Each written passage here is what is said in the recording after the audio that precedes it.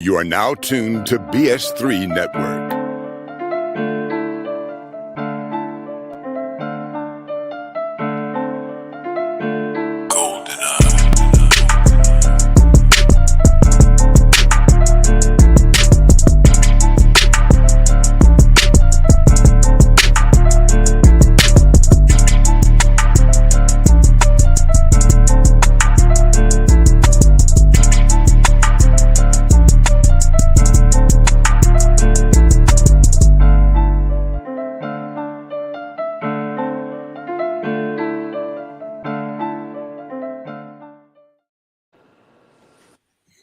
Hello, everyone. Welcome to Perspective. I just want to start out by saying Happy New Year to everyone. And then also, this is a special day. Today is January the 5th. This is Happy Founders Day for the distinguished, set apart, exquisite men of Kappa Alpha Psi fraternity. So happy Founders Day to my brothers out there.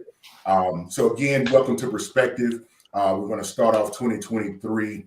I'm just going to speak nothing but positivity. So this is going to be a wonderful year for everybody involved, everybody who is in distance of hearing this, those who are watching this, those who are joining us. You're special because you're just going to have favor. You're going to have power, prosperity, and protection. That's all you're going to experience for 2023. Even when it's bad, it's going to be good with you. We claim that, and everybody that agree, say that you agree. So with that, we just want to start off speaking positivity to everyone. Again, this is the perspective, and the premise of our platform is right there in the name. This is a safe place. This is a place where different points of views, different perspectives, different opinions are shared on various topics. Many times it can be very comedic. Sometimes it can be very serious. But the main key is that we want to all feel safe to share our different views on things and still leave with respect. It's not that it be someone else's different perspective. It doesn't make it right or wrong. It's just simply different. So what we're going to do is get into it, and I'm going to let my co-host introduce themselves. And I'll say I'm Eric Butler. Really, my background is in the talent acquisition arena, and I consider myself a motivator, an inspirer, and just a Renaissance man. So my life has given me really the foundation to kind of speak on a multitude of subjects and topics. And so that's why I'm here. So I'll pass it over to Doc and let her introduce herself. Hi, my name is Latoya. I am a therapist, an author, and a speaker, licensed therapist. And then personally, I'm a wife. I have 3 wonderful children and a puppy who is up for sale every other day. Y'all just keep praying for us and Jax because he kills me every day. All right, Key, your turn.